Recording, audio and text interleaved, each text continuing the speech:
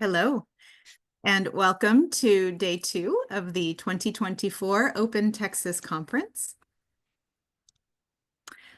Texas Conference sponsored and convened by two cooperating organizations,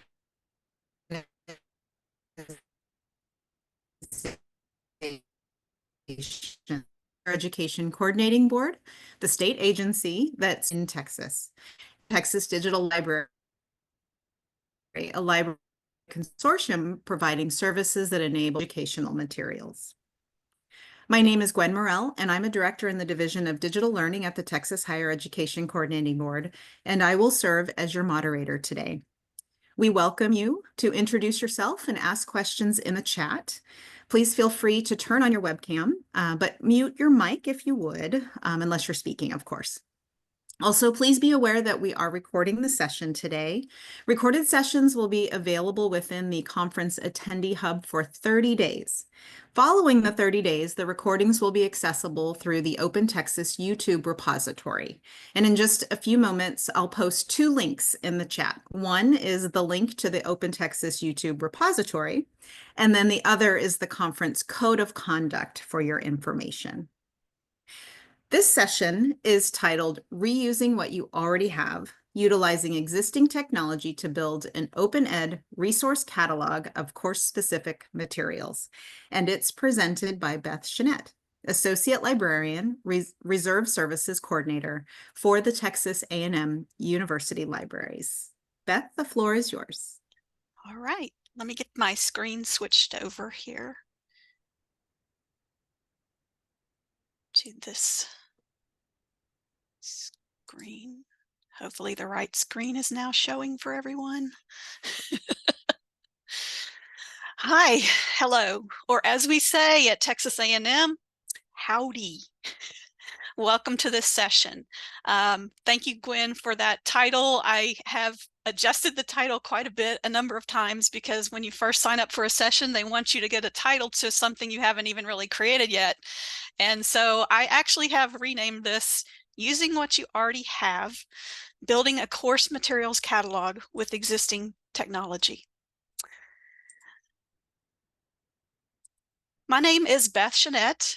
I am the Reserves Coordinator at Texas A&M University Libraries in College Station, where we wholeheartedly support open educational resources and course equity and affordability efforts and student success. At Texas A&M Libraries, our OA efforts are ramping up. In May, Jennifer Pate joined us as a Director of Open Ed. Hi, Jennifer. And we're looking for a Pressbooks administrator right now. And soon we'll be looking for an OER librarian to add to our team that's going to keep growing. The library reserves team is now part of our open ed department. And I'm not sure if that's common or not, but I think it's a really good fit for us. A few of the things that we're doing, 4 things that we're doing to support our faculty and students with open ed at Texas A&M Libraries. As I said, we have an open ed unit that offers faculty consultation services and searching and collaboration. We have a system Pressbooks license so that faculty can publish open textbooks and we can support them in those efforts. We also proactively purchase textbooks at our library. Yes, that is what I said. We purchase textbooks, e-preferred, using lists that we get each semester from the university bookstore and from departments as textbooks are adopted. We add them without any questions asked. We just, if they're on the list, we purchase them if we can as unlimited ebooks if we can. And then finally, we offer reserve services for electronic and print course materials, not just library-owned materials, which I'm going to go into in this presentation. So how did all of this start? Basically, the history faculty reached out to us a couple of semesters ago because they had received an award from the provost office for an OER project, and they were working with first-year history courses. The project started with faculty members who were already looking for ways that they can contribute to student success using OERs and course affordability efforts. They wanted to create a catalog of open educational resources and library licensed materials that they could make available to all faculty who were teaching U.S. history and Texas history to start with. Granted, there are products we could have purchased to do this, Leganto from Ex Libris or Talus Aspire from Sage, but when I think about adding more products and logins to my day, I cringe because I can barely keep track of what I have right now and where everything is. So I certainly don't want to add more products if I don't have to. And when we started talking to the history faculty and with library colleagues, what they were describing sounded like a good fit with our existing reserve system, which is Aries from Atlas Systems. Texas A&M Libraries also has Iliad from Atlas Systems, so we pair those together for interlibrary loan and reserves. So a few of the things that made us think that this would fit with our existing system, our system's available to students and faculty. We can turn things on or off, make them not visible to students if we want to. The list of items is only available for students enrolled in that course. And access ends for students after the course ends, but access for faculty is continuous. So on this screenshot, what you're seeing here is a look at the Aries client. So this is the back end. This is not what the faculty or students would see. This is what the reserves team sees when they're processing a course. So the features, as I mentioned, that we were looking for, something that's sustainable, reusable, and customizable. So we started off with 4 pilot courses, and that was 9 sections, using what we already had, which is Aries, to see whether this would meet their needs. So the courses that we were going to start with were Texas History, World History, U.S. History 1 and 2. And the faculty who were teaching these courses had the option to commit to using open educational resources instead of a commercial textbook. I should say open educational resources and library licensed materials, because we're combining all of those things and they all count toward OER because it's no cost for students. In all, the faculty choice to commit to these alternatives meant that almost 1,400 students didn't need to purchase a textbook for their history course just in the pilot. So this is a view of 2 courses lists from the Reserve web portal, and this is what students and faculty would see when they log into Reserves. So on the left-hand side, we're looking at the resource catalog for History 106, which is U.S. history, and on the right-hand side, we're seeing History 226, which is Texas history at Texas A&M. And if you notice, this is just the very beginning of the list. If I was in the actual reserves module, I would be scrolling down for a really long list because the U.S. history one has about 200 and some items in the list. And I think the Texas history now has about 160 items. So they are growing. Every semester they find new sources that they want me to add. But faculty don't have to use every single one of these, and students don't have to access every single one of these. We're just kind of keeping them in a placeholder situation in this reserves list that I can then clone to new courses. So the catalogs have citations, launchable links, and tags. If you notice in the middle of these 2 screens, a big bunch of tags in blue that are linkable. So I could click on women's rights, for example, and only see the list of the items that are in that category. I'll show you a close-up of the tags just so that you can see this. The number in parentheses after the tag tells you how many items are associated with that tag. And then some instructors use tags in a different way, and they organize their course materials by week. So they might have week 01, week 02, week 10, whatever, and students would then click on the links and they would know all the items that they need to access for that week's assignments. But since this catalog was being used by faculty, they preferred to organize it by topic and era so that when they're teaching a section on Alcatraz or censorship or whatever, Cold War, they could go look at those sources and see what they wanted to use to teach from.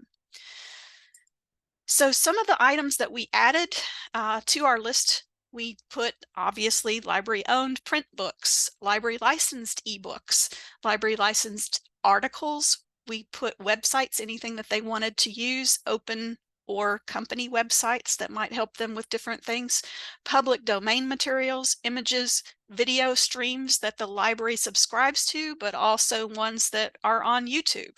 And other places. We also do some scanning of PDFs of book chapters and articles. We usually try to link to the chapter in the ebook or the chapter in the article that we have online subscribed to first, so that we're not scanning stuff that we've already paid for. And then we have audio recordings as well if they're interested in including that. So what types of places did we go to get some of these open sources and library license materials? All over the place. And actually, I don't want to mislead you. This was the history faculty and a subject librarian who came up with the list of items that they wanted to use that were focused on these different kinds of history. So we, as I mentioned, we've gotten stuff from OpenStax. We used library ebooks from ProQuest and EBSCO, videos from Academic Video Online that we subscribed to, plus stuff from YouTube and TED. We got things from HathiTrust and the White House and other places that were accessible that make history come alive for students. And I even commented to these history faculty because I got to look at a lot of these sources and I was like, you know, if I had taken a history class that actually sent me to things that were from the White House or from some of the presidential libraries, I might have been more interested in history because it made it more real. It's like a look into real life on some of these things. So that's what we started with on our pilot. And I want to show you the back end of this first so that you can see what it looks like from the processor side. So this, again, this is what our reserves team would see in the library as they're processing things. So here's a look at a course view. So we have to create the course. This is not a real course. This is just the resource catalog course that I created in Aries. So I'm using this system in a little bit different way to house my catalog, and then I clone it for a real course that is tied to students and tied to a Canvas course if we want it to be. So right here, if you notice, I have an external course ID and a registrar course ID, the two bottom fields on the top part of course details. And on that, the external course ID number would tie the Aries course to our learning management system, which is Canvas. And the registrar course ID would tie the students enrolled in the course to this specific list of items in Aries. So there's some masterminding of this underneath that we have to do on the back end to make sure that it talks with the enrollment and also talks with our learning management system if the faculty member wants to do that. Here is a look at the item list for that course, which is a resource catalog. And if you notice at the very top under this tab course items, it says there's 211 items. And our reserves team had to think about how to put these things in because we weren't necessarily using the reserve system in this way in the past. We weren't using open educational resources in here, but they fit perfectly because they do have citations and you have to figure out the best way to do the data entry so that students can find what they're looking for in the list. But granted, students are not going to have to wade through 211 items. Usually the faculty members only make the things visible that they want the students to access. So you can see I have a column for instructor tags, titles, article titles, which we sometimes use for other information. If this was the actual client, I could scroll to the right on the very bottom and I would see the links that are underneath these. So the web links are in this particular piece of software in the client. And then if I click on one of these specific items, I would see something like this, which is the item record in our client. And you can see at the bottom of the general information on the left, the instructor tags that we assigned. And I believe I can assign as many tags to these as I want. Again, like I said, some instructors want to do this weekly. They have weekly tags, or you can do subject or timeline tags if you want to do dates. And then in the center column here, you can see location where we've put the web link. And I actually have a way from the client to launch these links to check them if I want to by clicking on the globe. So that would launch this particular item, which is Franklin Delano Roosevelt's inaugural address online. And so I just put it, I'm not got the real client up or clicking links. I'm just showing you what the progression would be. So that would have been me clicking on the client globe icon to get to this website. And then the next part I want to show you is what the students and the faculty would see if they logged in. So on the user's side, we actually have a login page for reserves, and students just go to reserves.library.tamu.edu and they can log in here by clicking on this button that says course reserves login. Faculty log in the same exact way, so there's no difference in what this looks like for students or faculty, except that the faculty members have more access to some of the different features involved once they get onto the web piece. So another piece of this is they can log in through this web portal, or I'll show you later, we have a way for them to make these things show up in Canvas without the data entry having to be done in Canvas, one thing at a time, you know. So two different ways they can log in to reserves, and it's optional to the faculty members whether they want to tie their Canvas course to reserves or not. So some faculty members who are not using Canvas may say, I don't want to do that, and here's my login for my students. They can just go here. It works either way. So once they log in, they see a list of courses that they are enrolled in. Now, granted, this is my list of courses, and I have quite a few courses. Usually a student is only going to see one or two courses. The other thing I should mention here, sometimes students will log in and they'll say, I don't have any courses showing up. And I say, well, let me go check Aries, because maybe your faculty member has not put in a request for anything to be on reserve, so there's no content in Aries for your course. So all of these courses on my list I'm enrolled in because I made myself enrolled in them. And I also have content in Aries for these. And if you notice on the far right, it tells you how many items are in each of these courses. So from here, a student or faculty member would choose the course they want to look at, and they would click on View Course. And for the next slide, I'll just show you, this is a list of some of the things that are in that particular course list for students and faculty members to access. And so I will just mention, this does not show any print books, but we do put print books on the system, and what would show up if they clicked on View Item here next to a print book, it's going to take them to the library catalog link, so they could actually see real-time availability of things that are checked in or checked out. And so they would know whether it's a good time to head to the library to look for that print book at the reserves desk or not. Our stuff checks out for 4 hours at a time, so students can take a look at it as many times as they like. So on some of these, we have, if they clicked View Item, they're going to see the website that it's going to take them to. On the Triangle Fire one, that is a video stream that the library is subscribed to. So if they clicked View Item, it's going to launch that video for the student. And then we also added things from OpenStax and a lot of other open places. And in fact, we put some of these things in like American Yawp. We put them in chapter by chapter so that the students have a better visual of where they need to go to read. Like their faculty member has told them, go read chapter 17. So we put that in as a separate chapter so they can access it that way. So if I were to click on View Item next to the Theodore Roosevelt Center, I would see this website if I was logged into reserves, and this is at Dickinson State University, the Theodore Roosevelt Center. Some very good information out there on the website.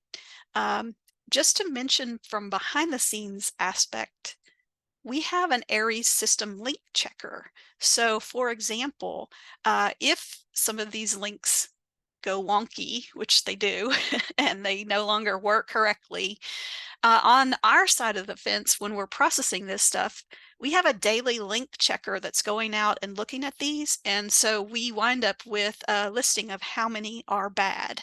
And so I have a team members who are looking at that, and they can figure out and replace some of those, or get back to the faculty member and let them know this is no longer working, what would you like to use instead, those kinds of things. So from our standpoint, that's very helpful to have that, and from the faculty members, it saves the students a lot of headaches when they try to launch things that won't work. So as I mentioned, Canvas is our LMS. And we recently integrated Aries with Canvas. I think that's been about 5 semesters now or so. And we used an LTI integration, and we're hoping, and I think this will be true, that it's going to help us grow library users of our resources, but also library reserves users once faculty members find out that we'll do the lion's share of the work for them. We will search for the items, we will link them, we will do the data entry for their courses, we'll put all this in place. The only thing that they need to worry about is enabling library reserves in their Canvas course, and obviously giving us a list of all the resources that they want us to put in, because we can't read their minds every semester. But we have some great instructional designers and librarians in our studio, and they created a thank you. They created a PDF for our faculty to show them quickly how to enable Canvas in their enable library reserves in their Canvas course. Sorry.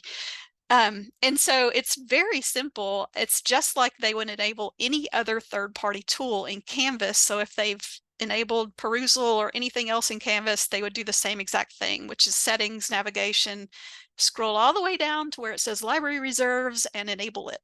And then when their students or they log into Canvas, they would have a library reserves link showing up. And again, this list looks very similar to the lists that we were looking at early on the web portal. So students, again, would see the middle part with the tags assigned, and the tags also show up on the right-hand column. These are, again, some of the titles and items that we've put on reserve. The difference is on the Canvas module, when they click View Item, they have to right-click and open it in a new tab.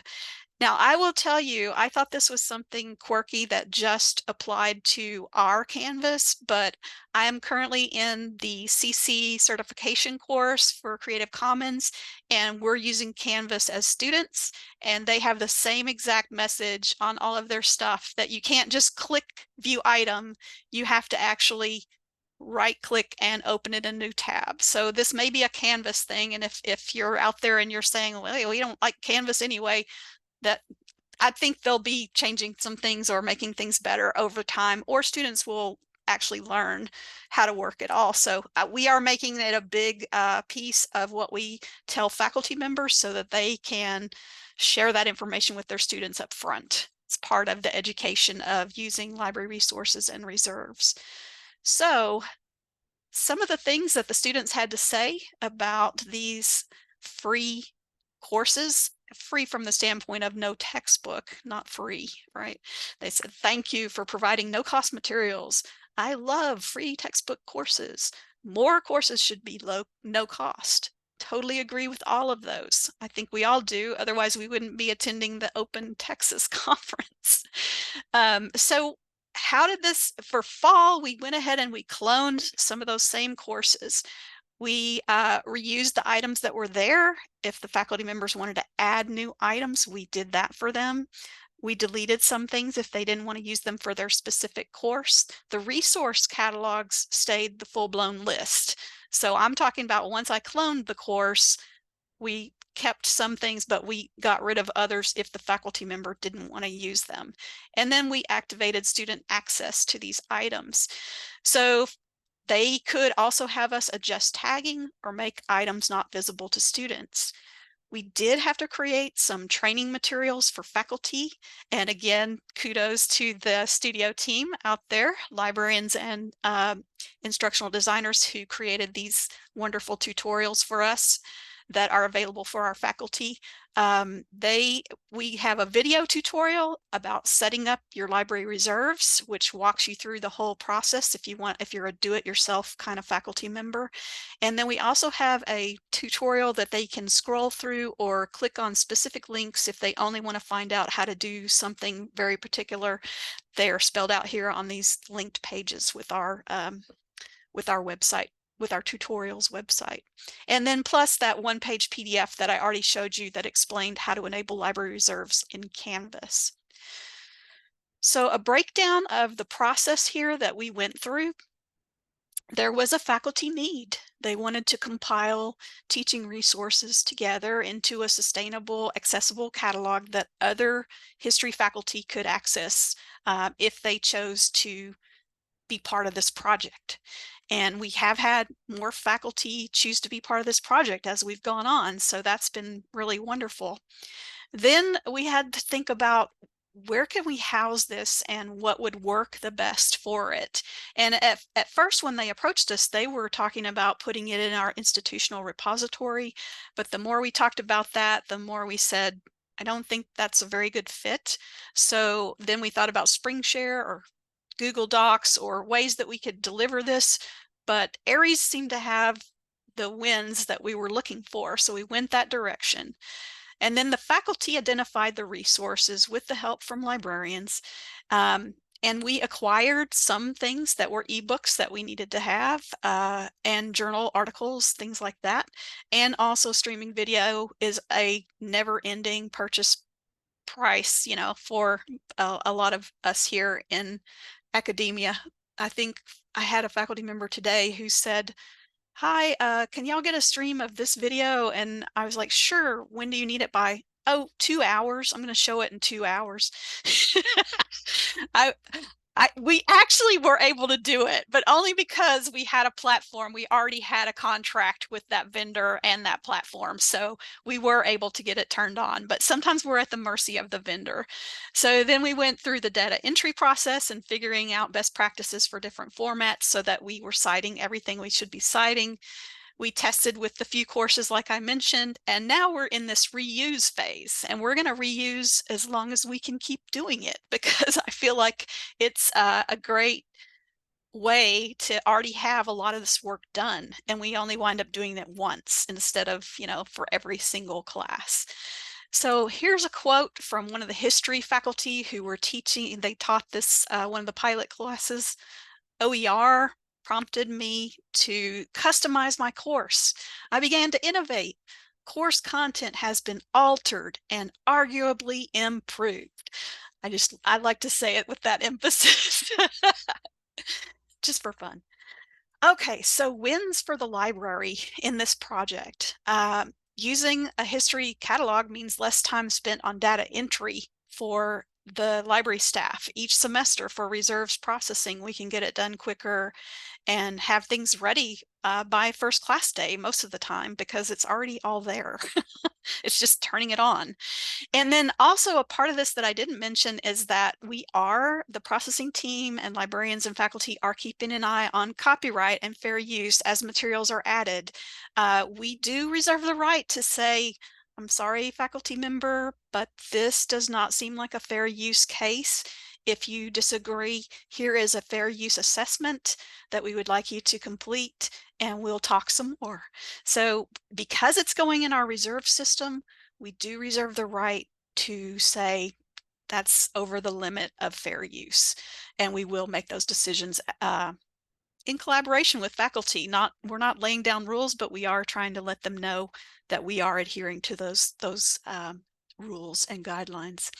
And then we can clone this data as many times as we want for new semesters, so that resource catalog can be used by as many classes as need it.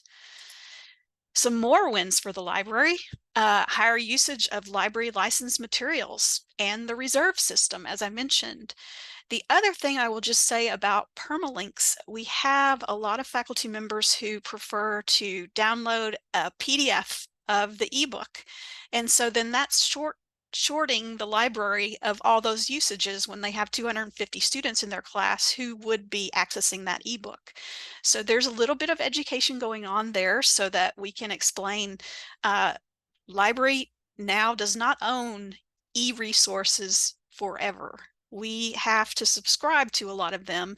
And if we don't know which ones you are using or which ones your students are using, they might not get resubscribed to. So it is worthwhile to be using the permalinks, and we're doing it for them. So we're putting those permalinks in the reserve system so they don't have to figure out what they are or go, make sure this is the right one. We're doing that work. And so because students launch library license materials through the permalinks, we're getting more usage data than what we had in the past when faculty members were just downloading a PDF. So wins for the faculty on their side, they get a full free list of resources from which to choose. They actually can contribute items to these sustainable course specific resource catalogs. Using these no-cost textbook alternatives counts toward OER and course affordability incentives. So they might be able to do some grant proposals. They might be able to get some funding from our provost office or from some student orgs that actually support OERs on our campus.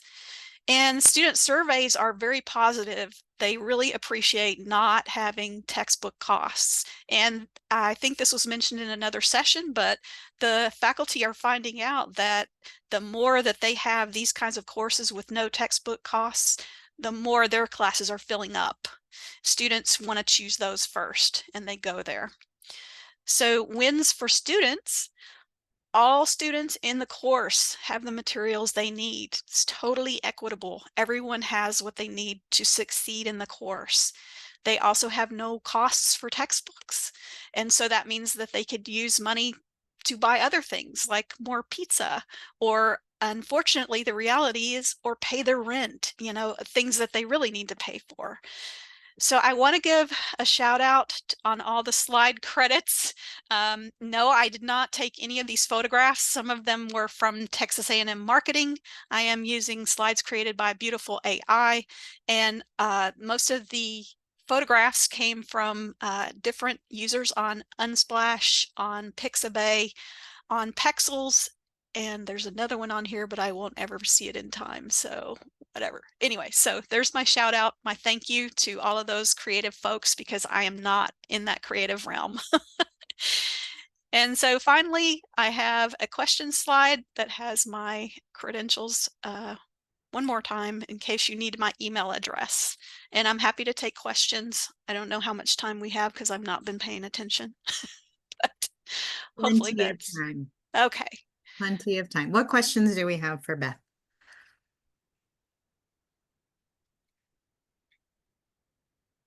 Beth, while folks are thinking about it, I do have a question about your faculty development or professional development. You mentioned that there was some of that was needed throughout this process, but I'm wondering if you could talk a little bit more about how that evolved and maybe the format, how you decided what to focus on, just a little more details about professional development, please. Sure. Yeah. So initially, we knew that there were going to be changes coming about because of the Canvas Aries integration. And so I reached out to Pam Hill, who's actually on this meeting, and I said, I need help, because I'm not going to be able to create tutorials and things like that. That's also not in my wheelhouse. And she brought her talent to bear and helped with some of the things that we needed to train faculty on. But we've had Jennifer Pate here now for about 5 months in our open ed department, and we are really doing some outreach and some workshops and things like that to let people know what we're going to be offering. There's a lot of interest, and we have gotten Twitter feed and other things on campus. So, and our library's marketing department is very proactive in getting students to know and faculty to know what's going on with us. So I think hopefully we'll be getting some more buy-in from faculty as we go on, and we continue to do our workshops and things like that. I've got some upcoming workshops for faculty that's specifically about course reserves, because it is surprising, but sometimes they aren't in the know about what we have available for them. And so we're just trying to spread the word as many different ways as we can. So through the tutorials and our website and everything that we've got going on with workshopping. Great, thank you. In the chat, Ashley has a question about fair use. Beth, how long does it take you to determine if a resource falls within fair use, and does it slow your process down?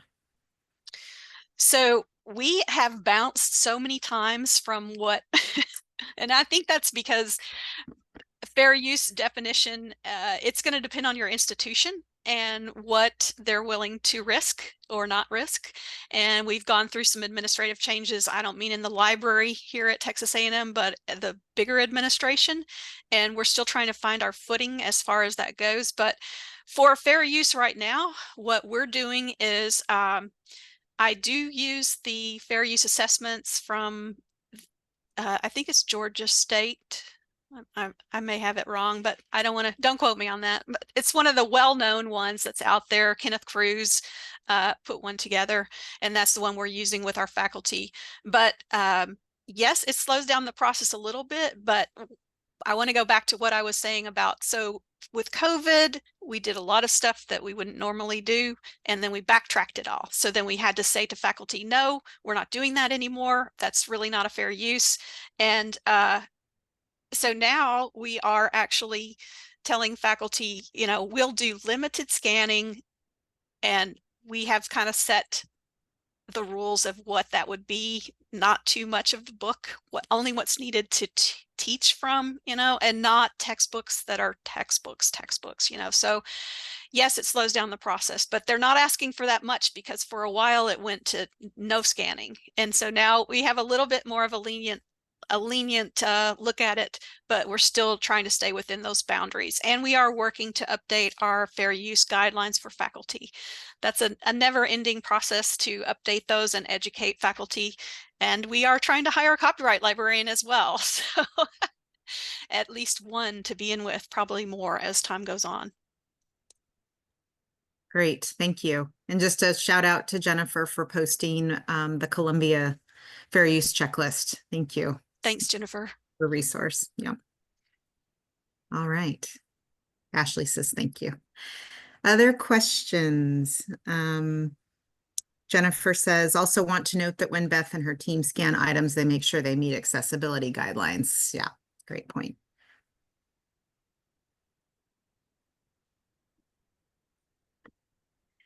Wendy says, maybe I missed it. Are you doing this for other departments besides history? Is this scalable in terms of time and workload? We hope to build up a whole roster of other departments that want to do this. So the cool thing was that the faculty in history were already motivated, and they already had their incentive to do this, and they approached us. So I'm hoping by showing this particular PowerPoint to a number of different faculty groups that we might get some more buy-in from different groups. And I'm hoping that we might get some buy-in from STEM and some other entities that we don't work with that often in the libraries. You know, we do deal with a lot of the humanities and those, but I would like to see what we can do in other realms as well, especially at Texas A&M when we have such a large STEM and STEAM group here.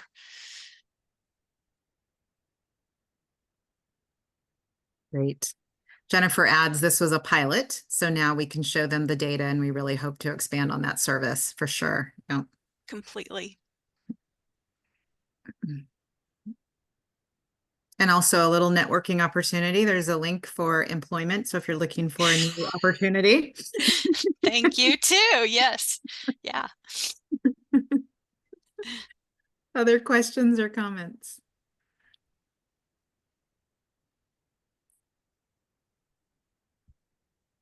Wendy says, thanks. I love this. And I'm just thinking through scalability in terms of our resources and staffing.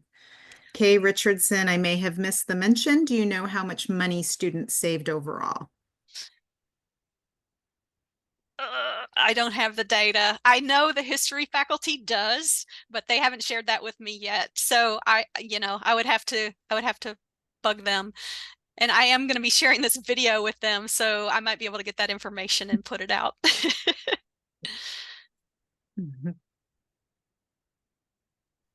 I can add real quick though that through the automatic textbook purchasing program that our acquisitions department does, that we've saved $2.2 million with that service by us just automatically purchasing those books and letting faculty know that we've done that. So we have that data, but that's one of the things that we're doing here in this department now with Beth's help, and we work kind of like a dotted line to our acquisitions team, is we're trying to get a good grasp on where our cost savings are, and to show how effective these resources are.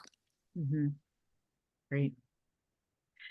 Beth, Megan asks, who vetted the sources, the department, faculty, or the library? The faculty. The only thing I said was, I don't think that's open. Or like that's a copyright concern, or this has a paywall, like there were some things like that I did look at them and say, let me ask you about this or whatever. But the list came from the faculty. They did have a subject librarian who was working with them, but not anybody from the reserves team. Okay. And she has a follow-up question actually about who curated the list, maybe as a little bit more of a specific question. Same. So it would be the history, there's a couple of different history faculty members that were involved in this. Verity McGinnis was one of them. Ryan Fletcher was another one. And we're working on some new lists from some other faculty members. So I think it was whoever was, that's their subject area in that department. They were the ones coming up with the majority of the items. And they were also asking the libraries, hey, can you buy this as an unlimited ebook? So they were working with us a little bit to see what we could purchase that the library might be able to license.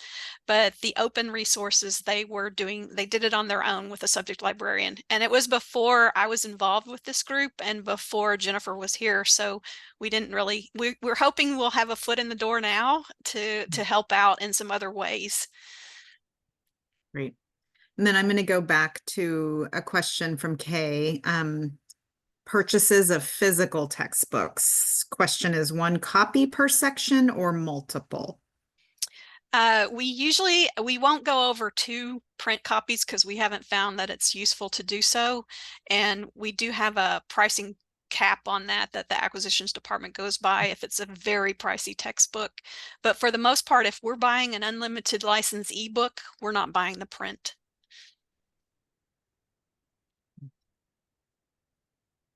Great. Thank you. Any other questions, comments? I do want to commend Beth for her presentation, especially as a first-time presenter at Open Texas. Congratulations. We thank you for your time and your presentation on this subject. And just to everyone, thank you for attending. Just to promote our discussion board, there's a discussion board in the conference platform called OER Talkin' Texas and Beyond, so that you can continue the conversation. There are another set of sessions that will begin at 2:45, so you've got a little bit of a break there. And then a next set that begins at 10 a.m. tomorrow morning, Central Time. And then do not miss the featured and closing session, Open Horizons, Texas, National, and Global Perspectives on the Open Education Movement. And that's at 11:15 tomorrow to close out what's been a wonderful Open Texas 2024. So thank you all again. Thank you very much, Beth. We appreciate you. And I hope everyone has a wonderful afternoon. Thanks, Gwen. Thank you.